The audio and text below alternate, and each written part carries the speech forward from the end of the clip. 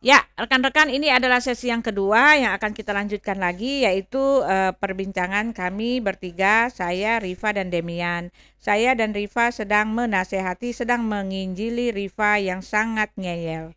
Jangan mengalihkan dulu. Ya, nggak nyambung sama sekali apa yang kamu katakan.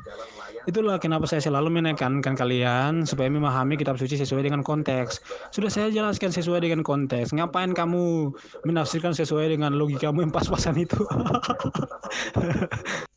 Tuh Riva ya, kamu itu ketika kamu mengatakan kamu percaya kepada Yesus hanyalah sebagai manusia biasa, itu menyalahi Alkitab karena Alkitab mengatakan kalau kamu tidak percaya Dia adalah anak Allah, satu dengan Allah, Allah anak, Allah Bapa, kamu akan dilempar ke neraka. Sebab barang siapa menyangkal anak, dia juga menyangkal Bapa. Kamu menyangkal anak, anak itu dalam Alkitab itu adalah anak tunggal Bapa, artinya Allah atau Tuhan sendiri yang menjelma menjadi manusia. Allah atau firman itulah yang menjadi manusia. Itu loh, ayat Alkitab itu dia ada link-linknya, dia sambung menyambung, kait-mengkait. Jadi kamu nggak bisa asal putus-putus gitu. Kamu tidak bisa mengatakan bahwa kamu percaya kepada Yesus, Yesus cuma utusan-utusan. Itu kan perkataan Yesus sebagai manusia ketika dia datang menjadi manusia. Tetapi utusan buat Yesus itu bukan sama dengan utusan seperti kamu dengan pengutusmu, dengan utusanmu, dengan jongosmu. Kamu, Yesus itu adalah utusan dalam kapasitasnya anak Allah. Yohanes 17 ayat 2. Dia itu utusan yang dalam kapasitas anak Allah yang menerima kuasa dari Allah. Semua kuasa berasal dari Allah, tetapi kuasa Allah itu, kuasa Elohim itu adalah milik dia juga karena dia dan Yesus itu karena Yesus dan Elohim itu adalah satu. Itu loh maksudnya. Kan Yesus nggak pernah mengatakan bahwa akulah Allah. Dia mengatakan akulah dia. Ya iyalah dia siapa di situ.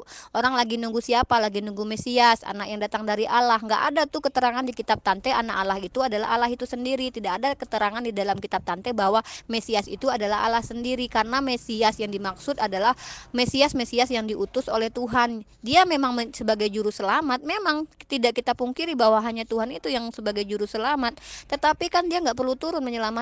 Buktinya dia banyak mengirimkan juru selamat lainnya seperti Ehud, seperti Musa. Itu kan ada ayatnya semua yang Mosia di dalam kitab Tante itu. Sama aja kayak gini tante, ketika saya bilang Tuhan yang telah memberikan saya anak, masa Tuhan yang harus berhubungan intim sama saya? Tuhan yang telah memberi saya makan, masa Tuhan yang harus jadi suami saya cariin uang buat makan untuk saya? Kan bukan begitu pemahamannya. Tuhan yang menyelamatkan. Jadi menyelamatkan, kalau tante bilang dia menyelamatkan turun sendiri terus menyelamatkan kita, ya harusnya tante percaya bahwa Tuhan itu harusnya duduk di sebuah pohon, nungguin pohon itu sampai besar. Dia ada di situ harusnya. Renungin lah tante. Sedangkan menghancurkan Sodom dan Gomora aja dia nggak perlu turun tangan kok. Dia cukup mengutus malaikatnya. Masa giliran menjadi menyelamatkan orang ke surga ke neraka dia harus mati dulu di tiang salib? Itu nggak masuk akal. Kami masih punya akal sehat. Jadi sorry lah tante, saya tidak tergiur dengan ajaran Kristen yang ngawur kalau saya bilang gitu. Masa Tuhan dikatakan mati menanggung dosa? Orang dia yang menciptakan dosa, dia menciptakan surga, dia menciptakan neraka, dia mati nanggung sendiri. Aneh, sementara dia jelas menyatakan dirinya. Tuhannya Bani Israel itu jelas menyatakan dirinya. Aku tidak akan menghapus apa yang aku firmankan. Dengan siapa kalian hendak menyetarakan aku sehingga kami sama? Tidak ada lagi Tuhan yang dibentuk. Semuanya asal comot aja. Semuanya asal comot aja kamu Riva. Kamu asal comot ayat dan tidak tahu apa makna dari ayat yang kamu comot itu. Nggak nyambung. Semua asal comot gitu loh. Lepas dari konteksnya. Sama sekali nggak nyambung. Kalau kamu baca konteksnya sama sekali tidak mendukung argumenmu. Argumen yang sesat begini. Kamu yang nggak kontekstual. Itu bukan semua orang yang menyebut aku Tuhan. Tuhan itu justru dia sudah dipanggil Tuhan. Kamu baca Alkitab, semua murid-murid dia itu menyebut dia Tuhan, oke? Tetapi bukan untuk orang semua menyebut dia Tuhan Tuhan, tetapi semua orang yang menyebut dia Tuhan tetapi tidak melaksanakan kehendak Bapa. Kehendak Bapa itu apa? Saya sudah kasih ayatnya. Kehendak Bapa adalah percaya bahwa Yesus itu adalah anak Bapa, telah datang menyelamatkan isi dunia. Percaya kepada Yesus dan kamu akan mendapatkan hidup yang kekal. Kalau kamu tidak percaya bahwa dia itu adalah Tuhan yang menjelma menjadi manusia, pemberi hidup yang kekal, ya kamu akan dilempar sama seperti nabi-nabi palsu yang teriak Tuhan Tuhan tapi tidak melaksanakan kehendak Bapa, tidak percaya bahwa Yesus itu adalah Tuhan. Itu loh maksudnya. Aku percaya Yesus mengatakan itu. Memberikan hidup kekal itu, tapi memberikan hidup kekal itu apa? Memperkenalkan Tuhan, kemudian menunjukkan hukum-hukum Tuhan agar kita ini bisa masuk surga. Kan dia katakan tadi yang katanya aku bohong, bohong. Yohanes 7:21 itu mana ada yang mengikuti perintah Bapa? Jelas-jelas di situ tidak semua memanggil-manggil aku Tuhan masuk surga, tapi yang mengikuti kehendak Bapakku. Kan gitu. Tante aja nggak ur. Tante aja nggak ingat sama ayat kitab tante pula.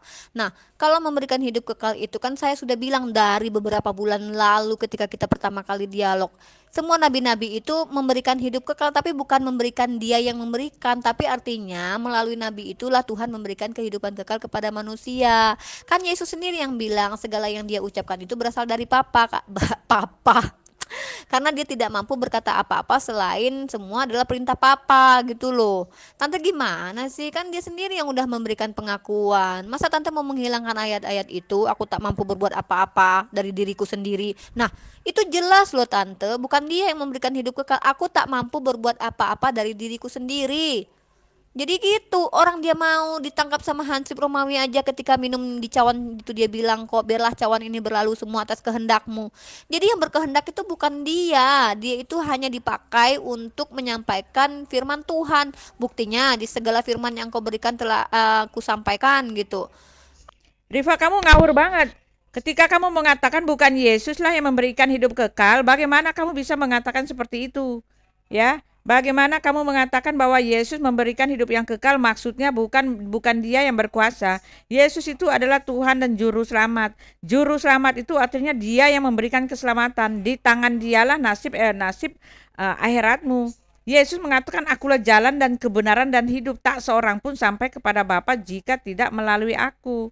Kalau tidak melalui Yesus, kenapa tidak melalui Yesus? Karena konteksnya ayat 14 itu bahwa Yesus itu adalah Bapa itu sendiri.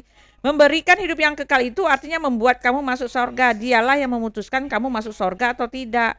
Yesus itu pemegang kunci kerajaan sorga dan dia mengatakan aku akan pergi ke situ untuk menyediakan tempat bagimu supaya di mana aku berada kamu pun berada. Yesus itu menyediakan tempat, memberikan keselamatan, memberikan hidup yang kekal dan memberikan tempat. Bagaimana kamu mengatakan itu bukan berarti makna yang real? Aduh. Apaan sih kamu Demian, kamu nggak ngerti tentang Islam. Di Islam itu kami diperintahkan memaafkan. Kalau kami sudah memaafkan maka Tuhan mengampuni. Bahkan Tuhan kami itu punya nama Maha Pengampun. Kamu tuh nggak paham. Oh, jadi di Islam itu tidak boleh mengampuni. Tuhan kami aja Maha Pengampun kok. Maha Pengampun dalam artian dia mengampuni itu nggak perlu mati juga kali, bunuh diri. Yang bener aja lah kamu. Emang kamu pikir Tuhan apaan? Harus bunuh diri, mati di tiang salib, mengampuni dosa orang-orang.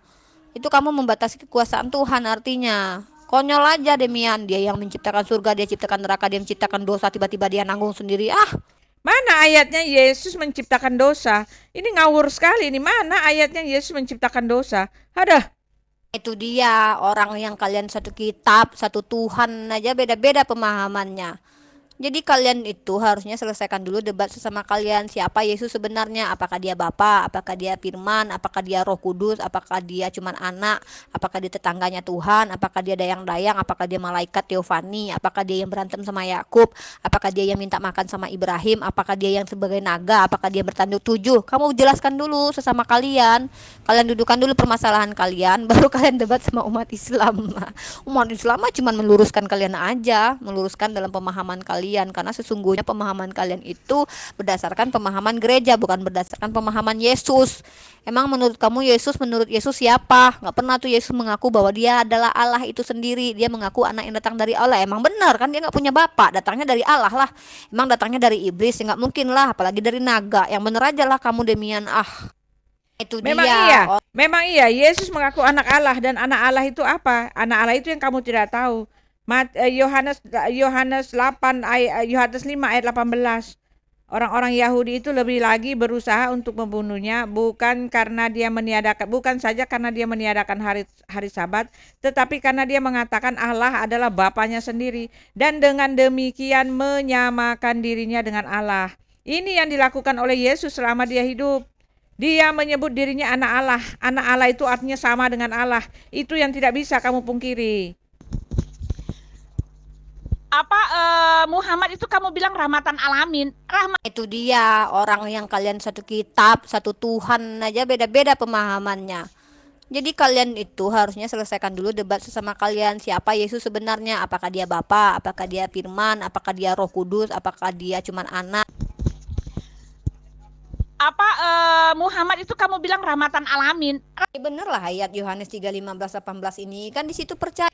Rifa, Muhammad tidak bisa dibilang rahmatan alamin, Rifa, tidak bisa karena sejak dia mengaku menerima kuasa atau diutus oleh Allah atau Jibril, sejak dia mengaku dia diutus oleh Allah atau Jibril, justru terjadi tragedi kemanusiaan, ya, karena agamamu itu disebar dengan pedang, terjadi pertumpahan darah, banyak orang-orang menangis, banyak jiwa-jiwa yang tertumpah darahnya, justru terjadi tragedi kemanusiaan atas nama syiar agama. Mana bisa kamu mengatakan Muhammad itu rahmatan alamin, dan kamu mengatakan bahwa dia rahmatan alamin, kenapa dia justru mengkafir-kafirkan umat yang adalah umat manusia ciptaan Allahnya sendiri? Tidak bisa, Rifa, tidak nyambung ketika kamu mengatakan Muhammad adalah rahmatan alamin, karena yang terjadi justru sebaliknya.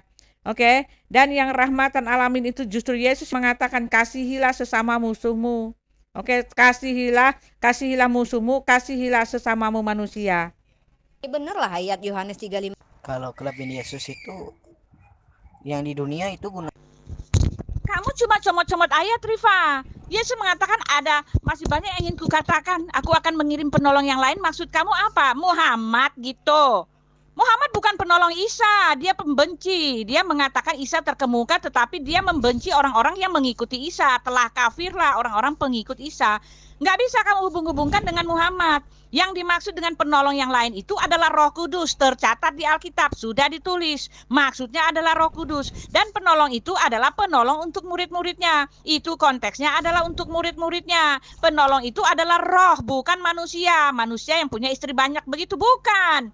Bukan, itu adalah roh kebenaran. Karena ayatnya di dalam konteks itu, Yesus mengatakan bahwa dialah kebenaran itu. Akulah jalan dan kebenaran dan hidup. Itu konteksnya. Lalu dia akan mengirimkan roh kebenarannya itu kepada murid-muridnya. Lalu Yudas yang bukan Iskariot mengatakan, kenapa cuma untuk kami, bukan untuk dunia. Yesus mengatakan memang untuk murid-muridnya. Karena Yesus akan naik ke sorga. Dia tidak mau meninggalkan murid-muridnya sendiri. Dan dia masih mau berkata-kata, menceritakan segala sesuatu. Oleh sebab itu dia mengirimkan rohnya kalau dia sudah naik ke sorga. Dan itu sudah terjadi di hari Pentakosta.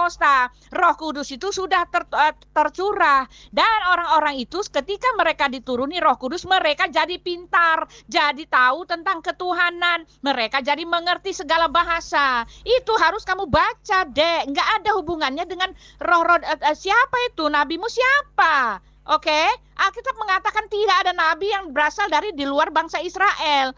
Penyelamatan itu berasal dari bangsa Israel. Tidak ada. Dari mana kamu mencocok-cocokannya? Tidak cocok gitu loh. Nggak pantas dicocok-cocokin. Orang nggak cocok gitu loh, ya kan? Tante itu aneh. Tante itu membandingkan antara Allah Subhanahu wa Ta'ala dengan Yesus yang kalian klaim sebagai Tuhan. Kalian kan terjemahan saja yang kalian dapat, sementara kami adalah firman Tuhan itu berdasarkan teks aslinya. Jadi tidak ada perubahan-perubahan kata-kata, sedikit pun tidak dirubah gitu. Ketika kami ada terjemahannya yang mungkin tidak sesuai dengan kitab aslinya, masih bisa kami kejar ke teks aslinya. Kami bisa mencarinya, menelusuri kebenaran itu. Nah, jadi ada ayat-ayat di dalam kitab kalian itu yang kalian tidak bisa bantah bahwa itu diragukan. Contohnya nih, 1 Yohanes 5:7, bahkan menurut William Barclay, dia ini adalah ahli teologis loh Tante, dan mendapatkan penghargaan sama Ratu Elizabeth. Dia mengatakan bahwa ayat itu tidak ada di kanonisasi awal dan itu ayat tambahan. Kalau nggak salah kata si William Barclay itu ditambahkan oleh Priscillian gitu. Jadi Sorry, ini sudah kita bahas ya. Ayat-ayat tambahan itu berdasarkan kanonisasi. Maaf ya, kamu jangan mengalihkan pembicaraan. Lagi pula Rifa, ketika kamu mengatakan bahwa Alkitab itu tidak ada terjemahannya sudah diacak-acak, saya mau tanya kepada kamu, apa itu hadis, apa itu tanda kurung, apa itu kitab kuning, apa itu fikih, apa itu apalagi itu asbabun nuzulnya, apa itu asbabun nurunnya. Begitu banyak pertolongan untuk Al-Qur'anmu. Kamu mengatakan bahwa Al-Qur'anmu itu sempurna, tetapi banyak pertolongan yang harus kalian cari dari tempat lain, dari buku-buku yang lain. Karena untuk menunjang Qur'anmu. Jadi apa yang kamu omongin itu patah gitu loh. Kitab Alkitab yang sekarang ini berdasarkan dengan kitab standarnya, standar bahasa Ibrani dan Yunani ya. Jangan nyerocos sana sini sana sini sana sini. Ngapain kamu ngomong panjang lebar? Padahal sudah saya jelaskan dengan terang-terangan, ya. Kok enggak ngerti? Kamu katakan Tuhan menciptakan dosa, ya. Masa sih Tuhan menciptakan kejahatan? Yang benar aja, Tuhan menciptakan dosa, Tuhan menciptakan kejahatan. Astaga, lucu banget kalian ini. Baru kali ini ada muslim yang bilang kalau Tuhan menciptakan dosa. Tante coba bayangkan ketika Musa ingin ke Bani Israel, dia bilang, apa yang harus saya katakan? Katanya sama Tuhan. Apa kata Tuhannya Musa? Katakanlah, aku yang mengutus aku. Harusnya Tante mengatakan Musa itu adalah aku. Aku itu siapa Tuhan? Harusnya Tante menuhankan Musa dong. Kalau Tante memaknai ayatnya seperti itu. Gimana sih namanya perkataan Tuhan diletakkan di bibir nabi-nabinya. Dan Yesus pun mengatakan seperti itu. Aku tidak berkata dari diriku sendiri gitu, melainkan dari Bapa. Itu hal kayak gitu pun Tante tidak. Aku tidak bisa mengatakan apa. Aku tidak berkata dari diriku sendiri. Apa yang kukatakan tidak kukatakan dari diriku sendiri, melainkan Bapa yang diam di dalam diriku. Ya, maaf, jangan terus-terus menyeleweng. Malas dengarnya. Ya, Bapa yang diam di dalam diriku. Ya, tidak jauh-jauh. Penolong yang lain itu untuk murid-muridnya bukan dia. Penolong yang lain untuk murid-muridnya. Penolong yang lain bukan untuk murid-muridnya. Dan itu adalah roh kebenaran ya. Baca konteksnya ya. Jangan kamu lari-lari terus dari konteks lagi kamu lepaskan, kamu serampangan aja. Nah, sekarang baca ya. Roh kebenaran itu apa? Kamu lihat di sini ya. Roh kebenaran itu adalah rohnya Yesus sendiri. Itu akan memberikan penolong karena selama di dunia itu Yesus merupakan penolong buat murid-muridnya, dan dia tidak mau menerima dan tidak mau meninggalkan murid-muridnya itu seorang diri. Lalu dia memberikan penolong yang mendampingi murid-muridnya, penolong yang lain. Selama ini kan dia bersama-sama dengan muridnya, itu konteksnya. Dan penolong itu adalah rohnya sendiri, karena di dalam ayat itu Yesus mengatakan akulah jalan dan kebenaran. Roh kebenaran yaitu Roh Kudus yang akan dikirim oleh Bapa dalam nama Yesus. Karena Bapa dan Yesus itu adalah satu ya. Dan itu roh itu untuk murid-muridnya, bukan Muhammad. Nggak ada hubungannya dengan Muhammad ya. Ingat ya, ini aku kasih ayatnya. Semua berdasarkan dalil. Kamu hanya psikologi ya, ngeyelologi dan melepaskan konteksnya, oke? Oh, jadi Yesus itu seperti manusia normal ya Pak ya? Ngapain menyembah orang yang hanya diberi kuasa, bukan yang memberi kuasa itu. Sembahlah orang yang memiliki kekuasaan itu. Siapa itu yang memiliki kekuasaan itu? Yaitu Tuhannya Bani Israel. Yesus kan hanya diberikan kuasa, berarti ada yang lebih berkuasa daripada Yesus. Ngapain nyembah Yesus? Kalau melalui Yesus artinya apa? Iya, percaya kepada Yesus dulu gitu loh.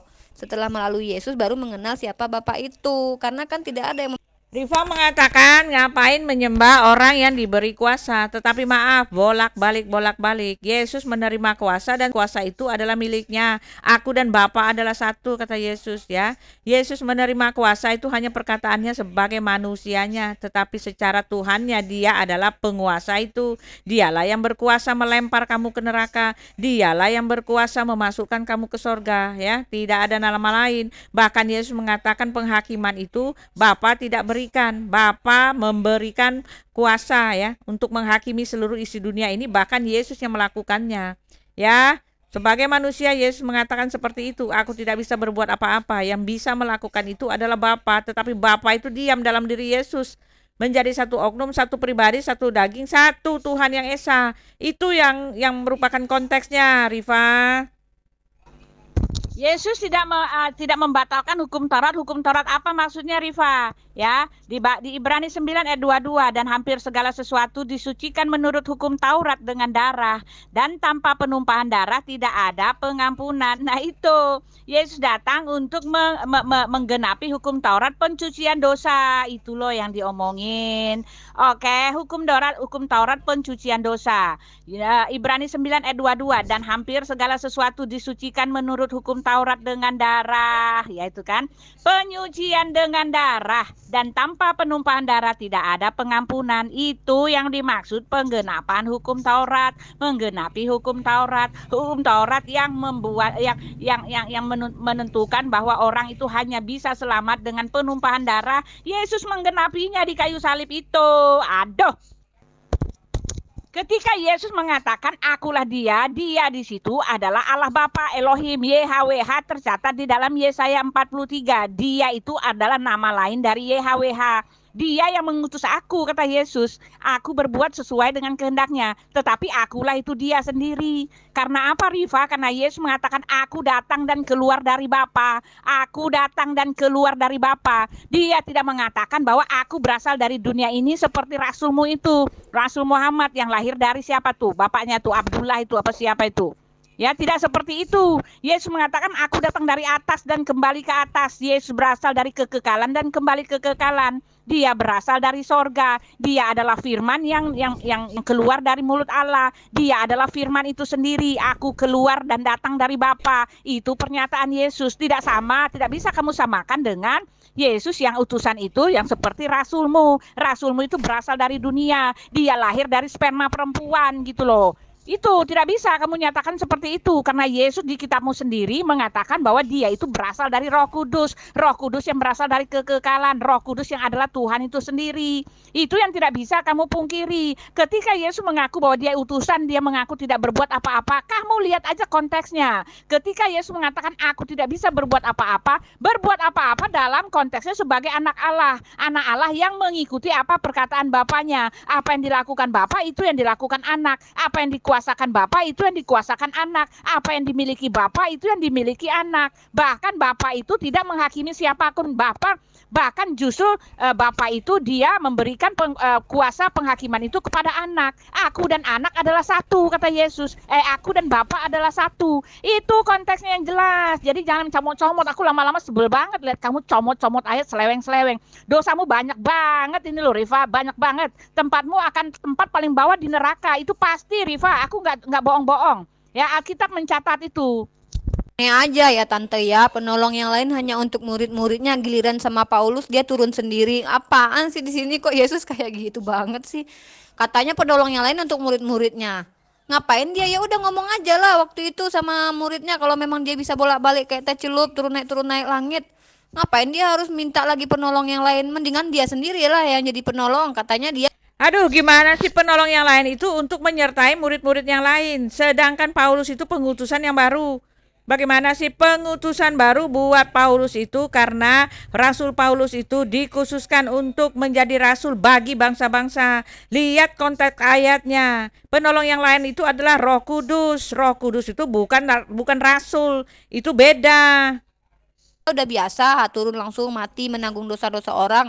Ngapain dia harus minta lagi penolong-penolong yang lain? Ya udahlah dia sendirilah menyelamatkan murid-muridnya. Giliran sama muridnya penolong yang lain, giliran sama Paulus dia turun sendiri. Di dalam itu, Rifa, di dalam Roh Kudus yang diam di dalam itu, roh itu adalah hati manusia, Rifa. Oleh sebab itu, ketika nabimu mengatakan bahwa Allah itu adalah yang zahir dan yang batin, itu sebetulnya hanya mengambil kitab dari kitab Wahyu 22 ayat 8. Dia adalah Alfa dan Omega. Itu boleh ngambil dari kitab kami yang mengatakan Tuhanmu itu yang zahir dan yang batin. Zahir itu artinya yang diperanakan, yang dari daging, yang jasmani daging. Ya, itu Yesus itu sendiri. Lalu yang batin itu adalah yang dari roh. Ya, roh Allah itu Elohim, yang roh itu adalah rohnya Yesus sendiri. Nah, kalau kamu itu adalah daging. Kamu zahir dan kamu batin, tetapi batinmu itu adalah roh makhluk.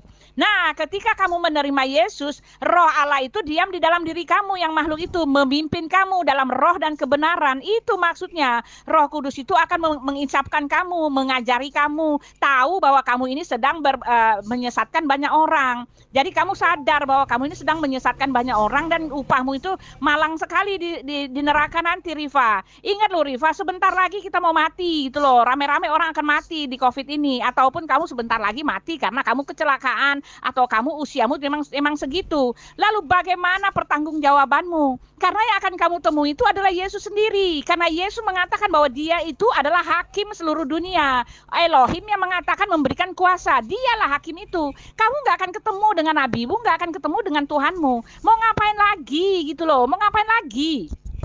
Kamu pakai bahasa roh, aku nggak ngerti, Demian. Ntar ya Demian ya, kita lanjut lagi nanti. Aku mau ini dulu menghormati orang yang sholat zuhur. Wah, jadi kalau udah azan itu nggak boleh sebenarnya berdebat. Ini aku debat-debat mulu nih, orang udah azan ya, nggak boleh. Ya Demian ya, nanti kapan-kapan kita lanjut. Bye. Ya, sekian ya. Akan kita lanjut pada sesi yang ketiga.